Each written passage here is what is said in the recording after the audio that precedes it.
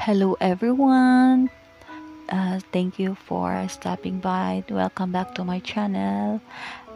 Thank you po sa panonood. Another day, another lutong bahay ni pamakay na naman mga kapamagay. So, kumusta po kayong lahat mga kapamagay? Sana po ay nasa mabuting kalagayan po kayo mga kapamakay. Sana po ay umulan na dyan sa inyo. Kasi dito po sa amin ay umulan na po mga kapamagay. Umulan na po kanina mga kapamakay. Thank God for answered prayers po mga kapamakay, no? Salamat sa Diyos at medyo tawag nito, malamig-lamig na yung paligid mga kapamakay. Medyo mainit pa pero thank God kasi umulan na rin mga kapamakay. Sa awa ng Diyos ay nakaipon na kami ng tubig mga kapamakay.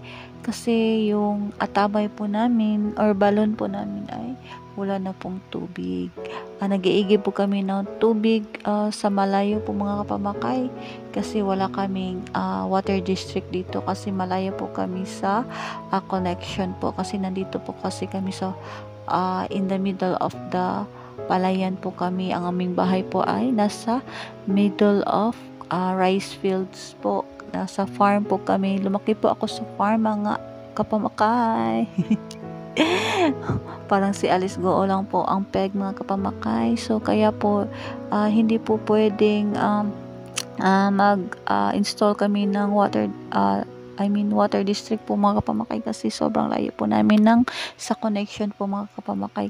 Kaya ang aming ginagamit po ay balon mga kapamakay or atabay po.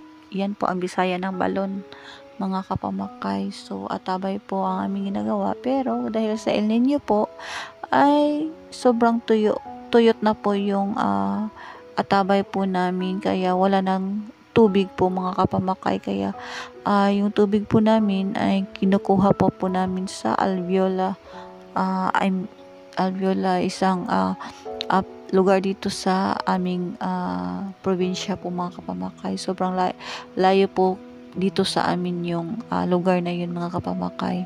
So, but now, kasi umulan na po, thank God po mga kapamakay kasi umulan na. Meron na kaming tubig sa ulan.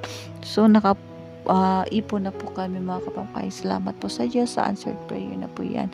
No, mga kapamakay, sana po ay sa inyong lugar ay umulan na rin po sa hindi pa po umulan yung lugar dahil sa El Nino po mga kapamakay. Almost 2 months siguro po mga kapamakay hindi po umulan dito sa amin. Sobra yung heat index po ay sobrang taas po araw-araw po dito sa amin. So, but today, thank God na umulan na at medyo malamig na yung paligid mga kapamakay, no? So, anyways, mga kapamakay, for today's video po, tayo po ay mag-prepare para sa pagluto ng tanghalian po mga kapamakay. Tayo po ay magluluto ng gulay mga kapamakay kasi gulay is life po. Sabi nila mga kapamakay, gulay is life. Yes po, magluluto po tayo ng gulay at saka piniritong isdang panit mga kapamakay. Aladonski. So, ang aking brother po ang magluluto ngayon mga kapamakay. Siya po ang nakatoka ngayon sa pagluluto mga kapamakay.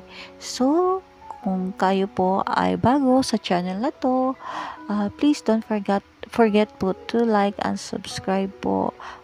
Talagang ma-appreciate po namin yan mga kapamakay, ang iyong pag-subscribe, ang pag-like at pag-comment mga kapamakay at pagsubaybay po dito sa aming YouTube channel. Ang mga video po namin ay sobrang raw po niyan mga kapamakay, no? Konti lang po ang edit niyan mga kapamakay kasi hindi po kami eksperto mga kapamakay. Yan po mga kapamakay, naghihiwa na po ang aking kapatid ng mga gulay mga kapamakay. Pasensya na po at kasi hindi po siya naka t-shirt po mga kapamakay, no? Sorry po, pasensya po. Yan po mga kapamakay, naghihiwa na po siya ng mga cabbage, mga kapamakay. Sobrang colorful po ng gulay natin ngayon, no? Sobra yan po. May orange, green, tsaka ano pa yung iba mga kapamakai, no? So, please watch till the end po mga kapamakai. Salamat po. Please don't forget to like and subscribe if you are new here in my channel. Thank you so much po guys. Salamat po talaga sa inyong suporta mga kapamakay. Ito po ang lutong bahay ni Pamakay. Thank you so much po. Please watch until the end. Thank you very much.